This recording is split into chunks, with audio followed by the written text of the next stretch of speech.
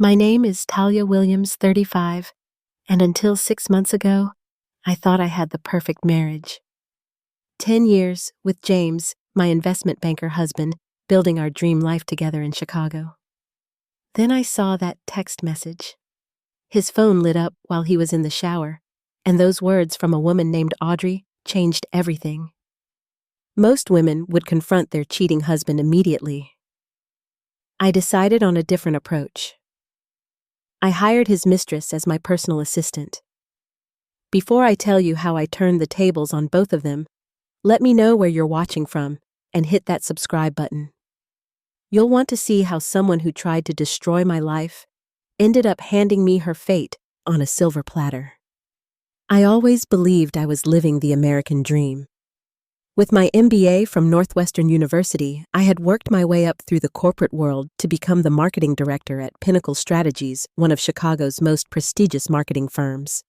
My career was thriving with 60 people under my leadership and a corner office overlooking the Chicago River. I met James Williams at a charity gala for the Chicago Children's Hospital 12 years ago. He was tall, confident with piercing blue eyes and a smile that made my heart skip. As a rising star at Morgan Financial, he had the same ambition and drive that I did. Our first conversation lasted 3 hours, discussing everything from market trends to our favorite hidden spots in the city. By the end of the night, I knew he was different from anyone I had dated before. Our courtship was a whirlwind. James would surprise me with picnics at Millennium Park weekend getaways to Michigan wine country, and once even arranged for a private dinner at the Art Institute after hours through a client connection. 8 months later, he proposed on the shores of Lake Michigan at sunrise. I said yes, without hesitation. We bought our Lakeshore Drive condo a year after the wedding. 14th floor with floor-to-ceiling windows that made the lake look like it stretched to infinity. We spent weeks selecting every piece of furniture, creating our perfect sanctuary. The open-concept living area with its marble fireplace became the setting for countless dinner parties with friends. Our terrace garden was my weekend project, growing herbs and flowers that would make any visitor envious. Within our social circle, we were known as the power couple. James and Talia Williams, the couple who had it all together. We hosted summer barbecues and holiday parties. We took annual vacations to places like Santorini, Barcelona, and Tokyo. We were the couple others looked up to, the marriage others aspired to have. I had recently secured the Patterson account for our firm, a 7-figure contract that had everyone celebrating. My team had worked weekends for a month to perfect the pitch, and when we won it, the CEO personally congratulated me. There was talk of a vice president position opening up within the year, and my name was at the top of the list. Looking back, I should have noticed the signs sooner. James started working late more frequently about 8 months ago. Our dinner conversations became shorter, with him checking his phone constantly. He began taking calls in the other room, something he had never done before. His explanation was always the same: a demanding client, a difficult deal, the usual investment banking stress. I dismissed my concerns, giving him the benefit of the doubt. After all, I had my own stressful periods at work where I was less present than I should have been. Marriage is about understanding, I told myself. About supporting each other through the demanding seasons of life and career. I believed we were solid enough to weather any temporary distance. My own company was going through an expansion phase, opening a new division focused on digital marketing. With the growth came the need for additional staff, including a new executive assistant for me. My previous assistant, Denise, had been promoted to project manager after 5 years of exceptional work with me. I was happy for her, but dreaded the process of finding someone who could fill her shoes. Through it all, James and I were planning our 10-year anniversary trip to Bali.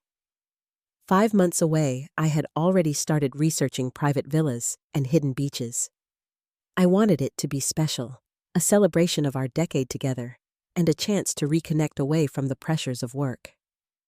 I had even started a secret Pinterest board full of ideas for romantic surprises during the trip.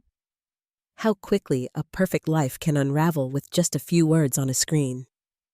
It happened on a Sunday afternoon. James was in the shower, and I was in our home office finalizing some details for our anniversary trip.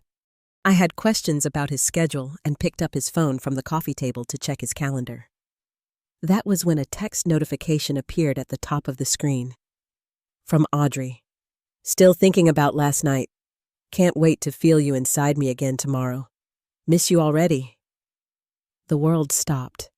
My hands began to shake so badly I nearly dropped the phone. My chest constricted as though someone had wrapped a belt around it and pulled tight. I felt physically ill, the room spinning around me. I stood there frozen until I heard the shower turn off. Quickly, I placed the phone back exactly where it had been and retreated to the kitchen, pretending to make coffee while my mind raced.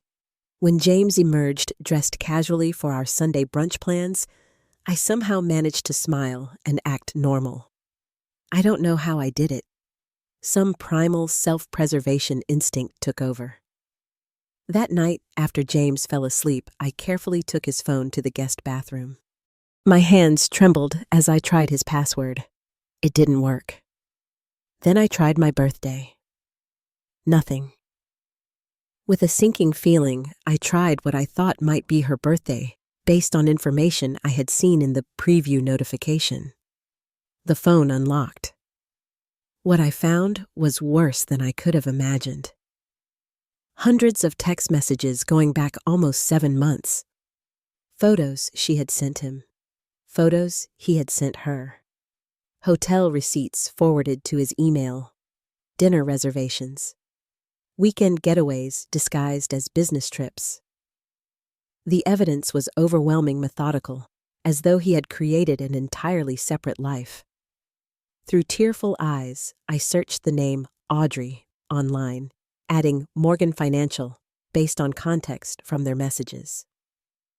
Audrey Walsh appeared immediately, a 28-year-old junior financial analyst who had joined the firm 8 months ago. Her LinkedIn profile showed an impressive educational background. Harvard undergraduate, University of Chicago MBA. Her profile picture showed a stunning woman with long auburn hair, green eyes, and a confident smile. Young, beautiful. Everything I feared. I spent hours going through her social media accounts. Instagram showed her at yoga retreats, charity fundraisers, and hiking in exotic locations. Facebook revealed mutual connections with James's colleagues. In one photo, I even spotted James in the background at a company event, though they weren't together in the picture. They had been careful. That night was the longest of my life. I slipped into the guest room around 3 a.m, unable to lie next to him any longer. I cried until there were no tears left, until my body ached from the sobs that had racked through it. By morning, my eyes were swollen, my throat raw. My first instinct was to confront him immediately, to scream and throw things and demand answers, to call her and expose them both. I even typed out a message to her before deleting it, but something stopped me. A voice in my head telling me to wait, to think, to plan. I called in sick to work the next day, something I almost never did. While James was at the office, I sat in our living room, staring at the lake, turning over options in my mind. Divorce was inevitable, but how I handled the next few weeks would determine how I came out of this nightmare. I needed to be strategic, not emotional. That afternoon, a strange clarity came over me. I remembered my need for a new assistant. I remembered that Morgan Financial was downsizing their junior analyst program, according to James. And I thought about how satisfying it would be to know exactly what I was dealing with before making my next move. I spent the next few days researching Audrey Walsh thoroughly. I learned she had recently posted her resume on several job boards, that she was actively looking for a position with more growth potential, that her specialty was market analysis and client relations, skills that would translate well to a marketing assistant position. I contacted our HR department, mentioning I had heard about a promising analyst from Morgan Financial who might be looking for a change. asked them to reach out if they came across her resume. 2 days later, they forwarded me Audrey's application for the executive assistant position, saying she seemed like an excellent candidate on paper. What Audrey didn't know, what gave me the perfect cover, was that I used my maiden name, Reynolds, professionally. Talia Reynolds was my identity at Pinnacle Strategies. Only my closest colleagues knew I was married to James Williams. It was a decision we had made early in our marriage to maintain professional separation. Now it would serve a very different purpose. As I scheduled the interview with Audrey Walsh, I felt a strange sense of power returning. For the first time since seeing that text, I had a plan. A way to understand what I was dealing with before deciding how to end my marriage. A way to look my husband's mistress in the eye without her knowing who I really was. I arrived at the office an hour early on the day of Audrey's interview. I needed time to compose myself, to review her resume once more, to prepare mentally for coming face to face with the woman who had been sleeping with my husband. I chose my outfit carefully that morning, a navy blue tailored suit that exuded authority. I styled my hair in a sleek updo and applied my makeup flawlessly armor against what was to come. At exactly 10:30, my office phone rang. The receptionist announced that Audrey Walsh had arrived for her interview. I took a deep breath, straightened my shoulders, and told her to send Ms. Walsh in. The woman who walked through my door was even more beautiful in person than in her photographs. Tall and slender, with that auburn hair falling in loose waves around her shoulders. She wore a charcoal gray dress that was professional yet feminine, with subtle gold jewelry that caught the light. Her smile was confident as she extended her hand.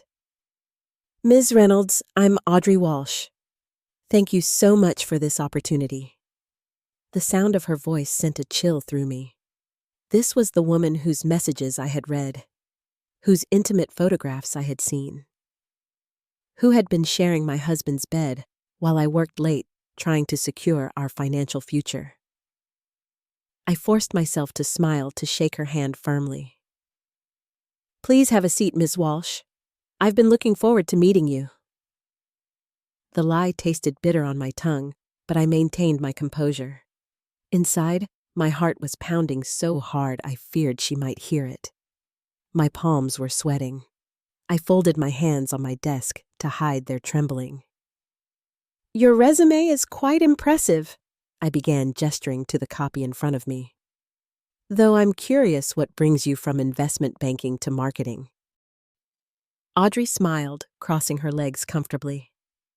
"I've always been drawn to the creative aspects of business. While I enjoy financial analysis, I find myself wanting to be part of building brand strategies rather than just evaluating them. When I saw this position open at Pinnacle, it seemed like the perfect transition opportunity." She was articulate and poised. I had hoped to find her lacking in some obvious way. Instead, she was presenting herself as exactly the kind of candidate I would normally want to hire. "You're relatively new to Chicago, correct? I noticed your previous position was in Boston." I kept my tone casual, professional. "Yes, I moved here about 8 months ago." Her smile softened. "For relationship reasons primarily, though the Chicago financial scene was also appealing professionally." Relationship reasons. My stomach twisted. She had moved here for James. Had he encouraged her? Had he promised her something to convince her to relocate? I continued through the standard interview questions, asking about her experience, her skills, her approach to organization and time management. With each response, I searched for signs of dishonesty or incompetence, something that would make this easier. Instead, I found myself reluctantly impressed by her intelligence and professionalism. "How would you handle confidential information?" I asked, watching her closely. "This position requires absolute discretion regarding client data and corporate strategies." "Confidentiality has been central to my work in finance," she replied without hesitation. "I've managed sensitive client portfolios and proprietary trading strategies. I understand the importance of maintaining absolute privacy and would bring that same commitment to this role." The irony of her speaking about privacy while secretly dating a married man was not lost on me. Yet she showed no signs of discomfort with the question. As the interview progressed, I asked subtler questions designed to reveal her character and relationship values. I mentioned team dynamics and asked how she handled complicated interpersonal situations. I brought up work-life balance and loyalty to the company. With each question, I was searching for the flaw, the justification for hating her. "Where do you see yourself in 5 years, Audrey?" I asked toward the end of the interview. She paused, considering. "I hope to have grown into a marketing management role by then. I'm eager to learn the industry from the ground up, starting as an assistant, but my goal is to eventually lead campaigns and client relationships myself." There was genuine ambition there, a real career plan. She wasn't just some home wrecker looking for a wealthy man. This made everything more complicated. Despite my intentions to find fault, Audrey's qualifications were undeniably strong. Her responses were thoughtful and aligned perfectly with what I would want in an assistant under normal circumstances. The conflict within me intensified. Was I really going to proceed with this plan? As she answered my final questions, I made my decision. I would offer her the position, not just to investigate my husband's infidelity, but to understand what kind of person Audrey Walsh really was. Was she knowingly dating a married man, or was she another victim of James's deception?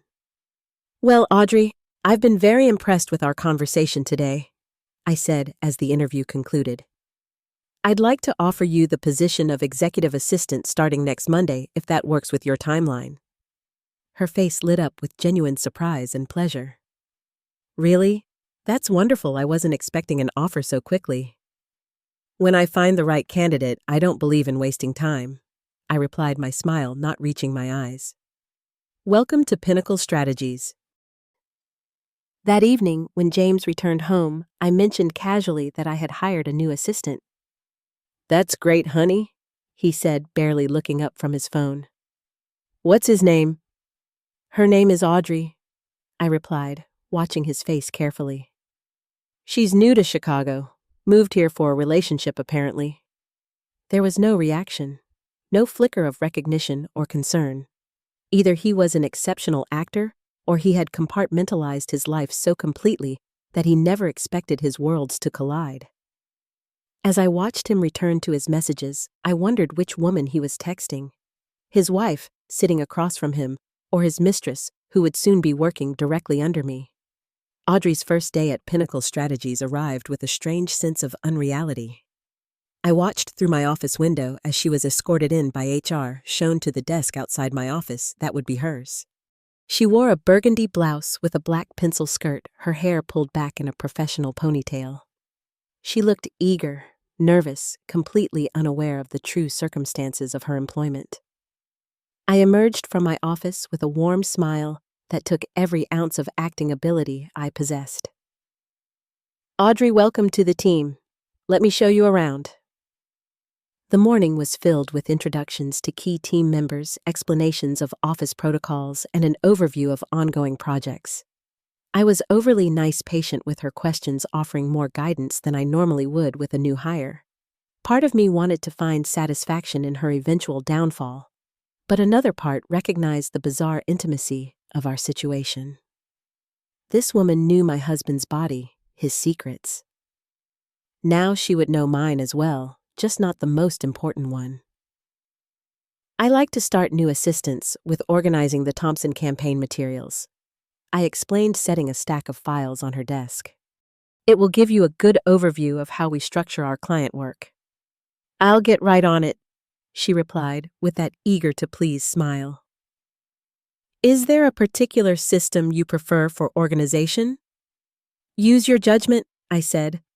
"I'm curious to see your natural approach." Throughout that first week, I assigned Audrey increasingly complex tasks, testing both her abilities and her character. She managed my calendar with efficiency, drafted emails that required minimal editing, and quickly learned the dynamics of our office. Despite my hopes of finding her professionally lacking, Audrey proved herself remarkably competent. The strangest part was discovering I actually liked working with her. Under different circumstances, she would have been exactly the assistant I needed. She was proactive, intelligent, and had a natural talent for anticipating needs before they were expressed. The cognitive dissonance of appreciating her professionally, while knowing she was sleeping with my husband, created a constant, low-grade emotional turbulence. By the third week, we had fallen into a rhythm. Morning briefings in my office, collaborative work on presentations, lunch occasionally ordered in when deadlines loomed. During these hours together, I gathered information, asking casual questions about her life outside work. "Do you have plans this weekend?" I asked one Friday afternoon as we finished a client proposal. "Just dinner with my boyfriend tomorrow," she replied, a soft smile appearing. "He's been so busy lately with work. It's been hard to connect." "That sounds nice. Have you been together long?" 8 months, she said. "We met right after I moved here. It was one of those instant connections, you know. He's brilliant, successful. I've never met anyone like him." I nodded, maintaining my pleasant expression while my stomach twisted. "Sounds serious." "I think it is," she confided, lowering her voice slightly. "He's in a complicated situation right now, but we're working toward a future together." Complicated situation. The euphemism nearly made me laugh out loud. Is that what James called our 10-year marriage over lunches and coffee breaks? Audrey gradually shared more personal details, never mentioning James by name, but referring to him simply as Jay, or my boyfriend. I learned that they met at a financial conference where he was a speaker, that their first date was at Spiaggia, one of Chicago's finest Italian restaurants, that he had given her a pair of sapphire earrings for her birthday that matched her eyes. The sapphires hit me particularly hard. I had helped James select those earrings thinking they were for his mother's birthday. Meanwhile, I gathered concrete evidence of their relationship. Glimpses of text notifications from Jay on her phone during work hours. Overheard phone conversations when she thought I was in meetings. The days she requested off that mysteriously aligned with James's supposed business trips. The surreal nature of our situation reached its peak one afternoon when James called my office phone while Audrey was reviewing a presentation with me. "Williams residence," I answered automatically, forgetting to use my professional greeting. There was a pause on the line. "Talia, I was trying to reach your office." I recovered quickly, aware of Audrey's presence. "Yes, this is Talia Reynolds," I said, emphasizing my maiden name. "How can I help you?" "Sorry, wrong number," James said, confusion in his voice. "I'll try your cell." After hanging up, I noticed Audrey looking at me curiously. "Wrong number," I explained with a shrug. "Happens all the time." As weeks passed, Audrey became increasingly comfortable sharing her relationship frustrations. Without naming James, she revealed that her boyfriend had told her his marriage was effectively over, that he and his wife lived separate lives despite sharing a home. "He says they haven't been intimate in years," she told me during a late work session. "That they're only together because of finances and appearances." The blatant lie stunned me into momentary silence. James and I had made love just 2 nights earlier, one of his apparent attempts to cover his guilt with physical affection. "That sounds difficult," I finally managed. "When does he plan to leave his wife?" Audrey's expression brightened. "After their anniversary trip. They've had it planned for months, and he says it would be easier to separate after that rather than cancel and deal with explanations to friends and family." Our Bali trip. He was using our 10th anniversary vacation as the timeline for leaving me. The calculated cruelty of it took my breath away. The strange dynamic continued for nearly 2 months. By day, I was Audrey's supportive boss, listening to her relationship troubles while assigning her meaningful work. By night, I documented every detail, building a comprehensive file of James's deception. The dual life was exhausting, creating a constant tension that affected my sleep, my appetite, my entire well-being. Yet through it all, I found myself developing a complicated empathy for Audrey. She wasn't a cartoonish home wrecker, but a talented young woman who believed she had found love with an available man. Her only crime, it seemed, was believing James's lies, just as I had for years. As the third month of our strange arrangement began, the strain of maintaining the deception started to show. James became increasingly suspicious of my late nights at the office, not realizing I was using that time to document his affair and build my case for divorce. "You've been working until 9 almost every night this week," he said one evening as I arrived home. "The Patterson account can't possibly need that much attention." The accusation in his tone was unmistakable. Standing in our kitchen, still wearing his work suit minus the jacket, he looked like a stranger to me now. "The digital marketing division launch is taking more time than expected," I replied coolly. "Why does it bother you? You're rarely home before 8 yourself." "I just don't want work becoming your entire life," he said, his tone softening artificially. "I miss spending time with you." The audacity nearly made me laugh. "That's interesting coming from you, James." "What's that supposed to mean?" "Nothing," I said, brushing past him. "I'm going to take a shower." Later that week, the confrontation escalated. James checked my calendar on our shared family account and noticed several evenings blocked off with vague labels like project work and team development. "Are you having an affair?" he asked bluntly over dinner, watching my reaction carefully. The irony was so sharp it could cut. Here was my unfaithful husband accusing me of the very thing he had been doing for months. I set down my fork, meeting his gaze directly. "Why would you ask me that?" "You're distant, secretive about your schedule, coming home late smelling like you've just put on fresh perfume." His eyes narrowed. "These are classic signs, Talia." The fresh perfume was a strategy I had adopted to mask the smell of the whiskey I sometimes needed to steady my nerves after particularly difficult days with Audrey. The accusation still stung. "I'm not having an affair, James," I said truthfully. "I would never do that to someone I love." The implied criticism went right over his head. Instead, he reached across the table to take my hand, relief evident in his expression. "I'm sorry for doubting you. This new project has been hard on both of us." His touch made my skin crawl now. I withdrew my hand, making an excuse about needing to clear the dishes. At work, Audrey was becoming increasingly valuable to our team. Her financial background provided insights that strengthened our client proposals. She had developed productive relationships with key department heads. In performance terms, she was exceeding all expectations. This created a new tension. The longer she worked for me, the more people she met within the company. The risk of someone mentioning my connection to James grew daily. Though I used my maiden name professionally, several colleagues knew my husband and had met him at company events. This fear materialized during our quarterly company mixer. I spotted Martin Graves, our creative director, who had attended our wedding, heading toward Audrey with a drink in hand. I intercepted him quickly. "Martin, I need your input on the Westfield concept," I said, steering him away.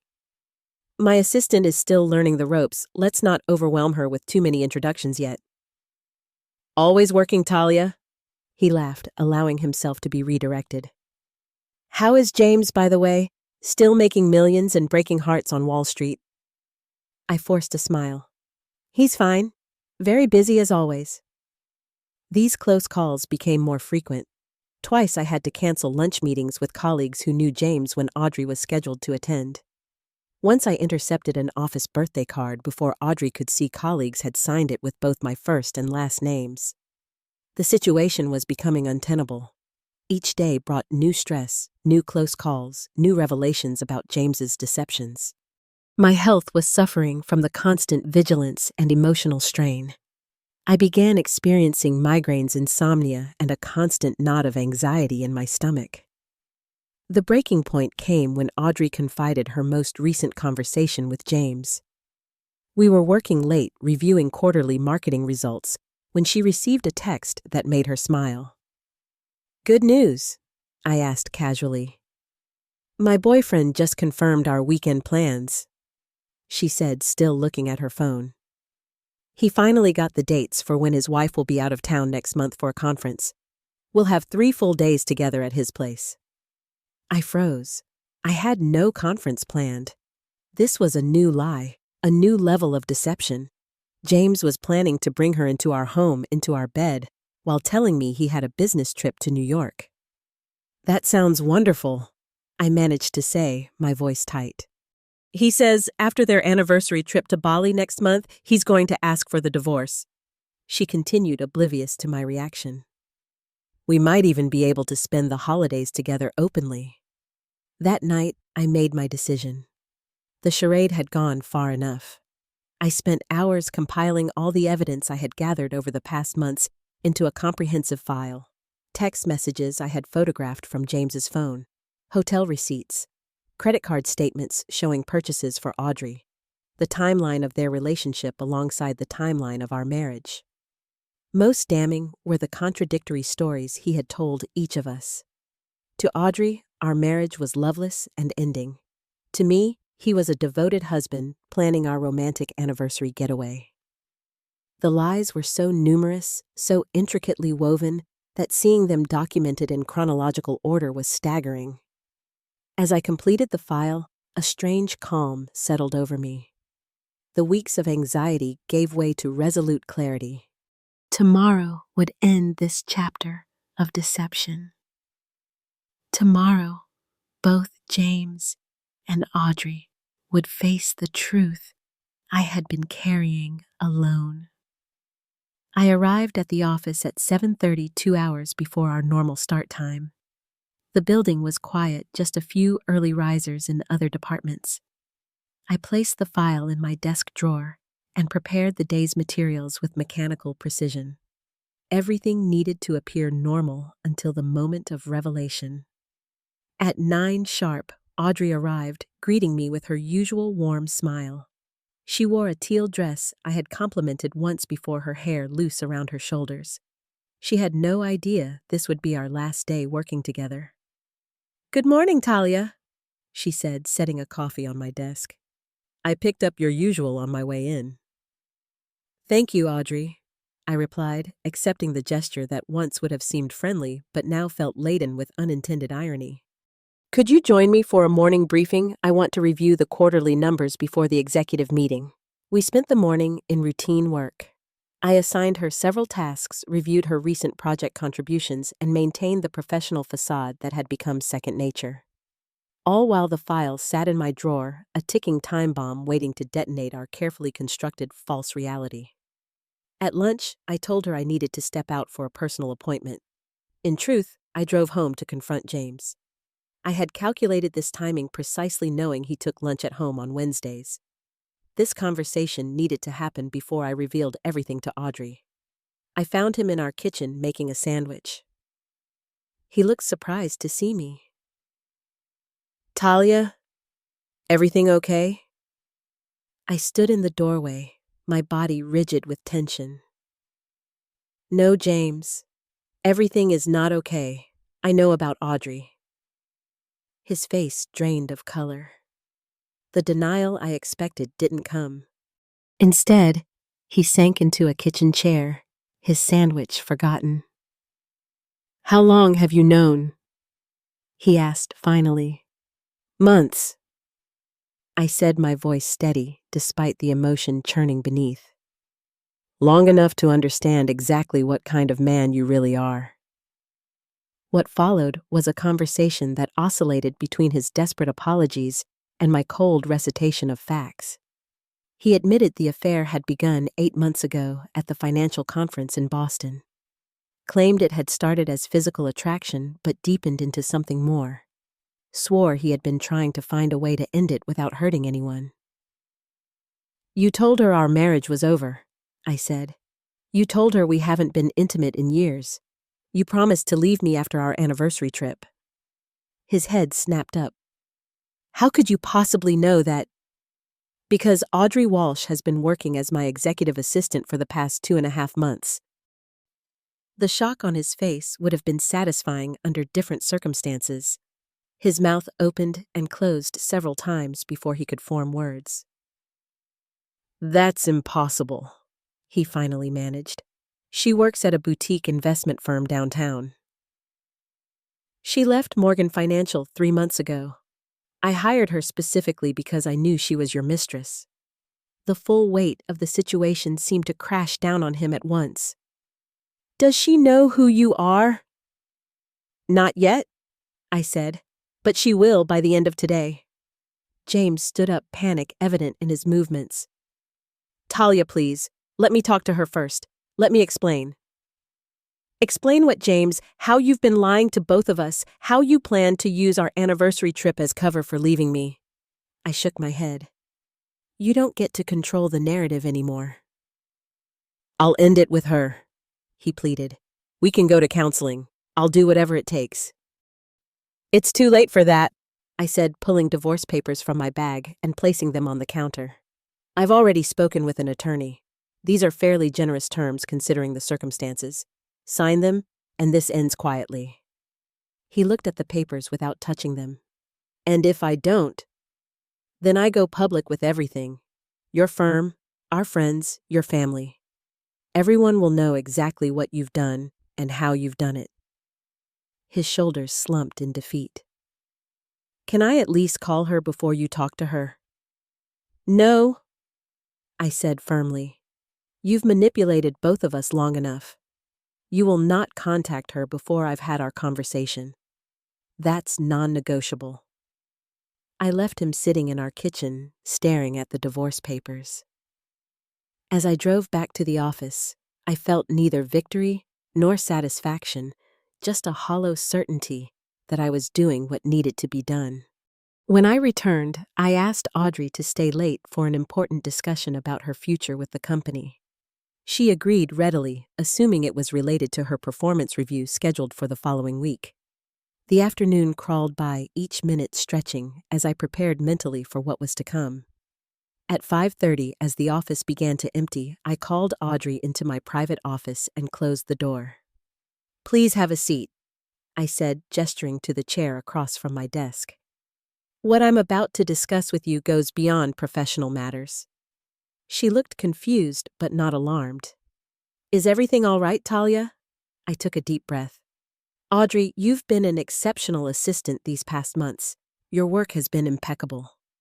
"Thank you," she said, visibly relaxing. "I've really enjoyed working with you. Before we continue this conversation, I need to ask you something personal," I said, watching her carefully. "Your boyfriend, the one in the complicated marriage situation, his name is James Williams, isn't it?" Her expression froze, color draining from her face. "How did you know that?" I reached into my drawer and removed the file I had compiled. "Because James Williams is my husband." The silence that followed was absolute. Audrey stared at me, her mind visibly struggling to process what I had just said. "That's not possible," she finally whispered. "His wife's name is Talia Williams."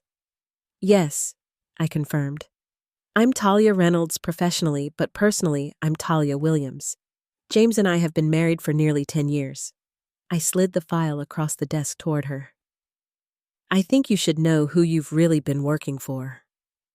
With trembling hands, Audrey opened the file. Inside were photographs of James and me together, our marriage certificate holiday cards signed by both of us. And behind those, the evidence of his affair with her, including conversations where he had lied to both of us. "I don't understand," she said, her voice breaking.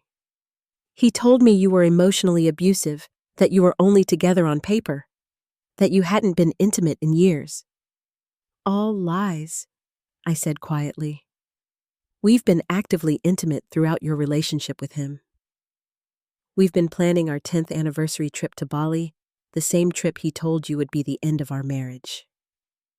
Tears began streaming down her face as she flipped through the pages. "Why would you hire me? Why put yourself through this?" I needed to understand what I was dealing with. I answered honestly. "Whether you knew he was married and didn't care, or whether you were another victim of his deception. I would never knowingly date a married man, she said fiercely through her tears. Never. He told me you knew about us, that you had an arrangement while you finalized your divorce quietly. I nodded, having suspected as much. He's been lying to both of us, Audrey. The reality of the situation seemed to hit her all at once. She bent forward, hands covering her face, shoulders shaking with sobs. I waited, giving her the space to process the revelation. When she looked up again, her makeup was streaked across her cheeks, but her eyes had hardened with anger. I moved to Chicago for him. I left a good position in Boston because he said we could build a life together here. I reached into my desk and pulled out the gold wedding band I still wore, placing it next to a photograph of James wearing the matching one. This is the ring he never takes off, even with you. The same design as the one you've seen him wear.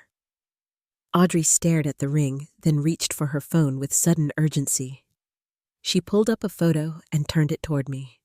It showed James's hand on her bare shoulder, the gold band clearly visible. I always thought it was just a ring he liked, she said, her voice hollow. He never took it off, so I never questioned it. We sat in silence for several moments, two women connected by the same man's betrayal. Then, surprisingly, Audrey laughed a short, bitter sound. I've been telling my boyfriend's wife all about our relationship for months, she said, the absurdity of the situation hitting her. I've been getting relationship advice from the very woman I was unknowingly hurting. Despite everything, I found myself smiling faintly at the twisted irony. And I've been mentoring the woman my husband was leaving me for. Our eyes met across the desk, and in that moment, something shifted between us.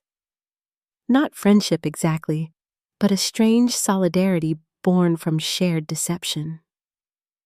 The days following my confrontation with Audrey were a blur of practical arrangements and emotional processing. I took a week of personal leave from work, needing space to navigate the upheaval in my personal life. James moved into a hotel the same night, taking only what he immediately needed. His attempts to reconcile were persistent and increasingly desperate. Flowers delivered to the condo, voicemails filled with tearful apologies, emails outlining therapy options and promises to change. I responded to none of them, communicating only through my attorney regarding the divorce proceedings. I made a terrible mistake, he wrote in one message. 10 years shouldn't end because of my stupidity. We can rebuild what we had. But what we had was gone. Trust once broken so thoroughly couldn't be repaired with pretty words and temporary remorse. The James I thought I knew had never really existed. The man who could maintain two separate relationships with such calculated deception was not someone I could ever trust again. 5 days after our confrontation, I received an unexpected email from Audrey. The subject line read simply, "You should see these." Attached were screenshots of messages from James to her sent after our confrontation. Messages begging her not to believe everything I said, claiming I had mental health issues that made me fabricate stories, suggesting I had manipulated evidence to drive them apart out of jealousy. More lies, more manipulation even now when everything was exposed. It confirmed every decision I had made. I responded to Audrey's email with a simple thank you. She wrote back, suggesting we meet in person. Part of me wanted to refuse to separate myself completely from everything connected to James and his deception. But another part recognized the unique perspective she could offer. We agreed to meet at a small cafe in Lincoln Park, far from both our workplaces. I arrived first, securing a quiet table in the corner. When Audrey walked in, she looked different somehow. The confident, polished professional was replaced by someone more subdued, dressed in jeans and a simple sweater, hair pulled back in a casual ponytail. "Thank you for meeting me," she said, sliding into the seat across from me. "Thank you for those screenshots," I replied. "They were illuminating." She nodded, wrapping her hands around the mug of tea she had ordered. "He's still trying to contact me, showing up at my apartment building. I'm considering a restraining order. You should, I said without hesitation. James doesn't handle rejection well. I've been thinking about how he manipulated both of us, she said after a moment. Creating these parallel narratives, keeping track of all the lies. It's almost impressive in a twisted way. Sociopathic is the word my therapist used, I replied dryly. She gave a small, sad smile. I wanted to tell you that I've resigned from Pinnacle. I sent my letter to HR this morning. I can't imagine it would be comfortable for either of us if I stayed. I understand, I said, and I did. Despite the strange bond formed through our shared experience, daily interaction would be a constant reminder of everything that had happened. I also wanted to apologize, she continued, her voice dropping. Even though I didn't know about you, I was still part of something that caused you pain. The apology surprised me. You have nothing to apologize for, Audrey. You were deceived just as much as I was. Maybe, but I still feel responsible somehow. Like I should have asked more questions, noticed more signs. I shook my head. James is exceptionally good at what he does. He had me fooled for 10 years, and I was living with him. We talked for nearly 2 hours, comparing notes on James's behavior, identifying patterns neither of us had recognized alone. The conversation was strangely therapeutic, each revelation helping to make sense of the chaos he had created in both our lives. Before we parted, I made her an offer. You're an exceptional marketing assistant, Audrey. I've spoken with Meredith Johnson at Apex Digital. She's looking for someone with your skills, and I've recommended you highly. Her eyes widened in surprise. You'd do that for me, after everything. Because of everything, I corrected. Neither of us deserved what happened, but we both deserve to move forward. The divorce proceedings moved faster than expected. James, perhaps realizing the futility of fighting, agreed to my terms after his attorney reviewed the evidence I had compiled. The prenuptial agreement we had signed protected most of my assets, but I still lost the condo we had shared. Too many memories existed within those walls for me to want to keep it anyway. I found a new place in Wicker Park, smaller, but filled with light, and completely my own. No remnants of my life with James, no shadows of betrayal in the corners. I painted the walls myself, bought new furniture, created a space that reflected only my taste and preferences. My career became both refuge and victory. 3 months after filing for divorce, I was offered the vice president of marketing position I had been working toward. The board cited my exceptional handling of the Patterson account and innovative approach to the digital marketing division as deciding factors. At the 1-year mark of discovering James's betrayal, I realized I had gone a full day without thinking about him. Then a week. Progress slow but steady. I began dating again cautiously. I took a solo trip to Japan, something James had always resisted. I reconnected with friends I had neglected during the intense months of investigation and divorce.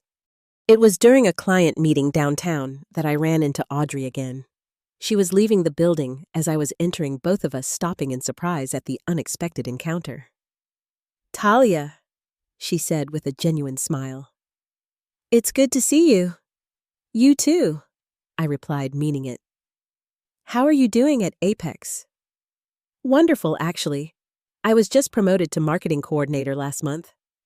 "Congratulations," I said. "You deserve it." An awkward silence fell between us, the weight of our shared history momentarily resurfacing. "Are you happy?" she asked suddenly, the question catching me off guard. I considered it seriously before answering. "I'm getting there. Some days are better than others." "You?" "The same," she nodded. "I'm dating someone new. Someone honest this time. I check his phone regularly, though," she added with a small laugh. "Understandable," I smiled. Trust takes time to rebuild.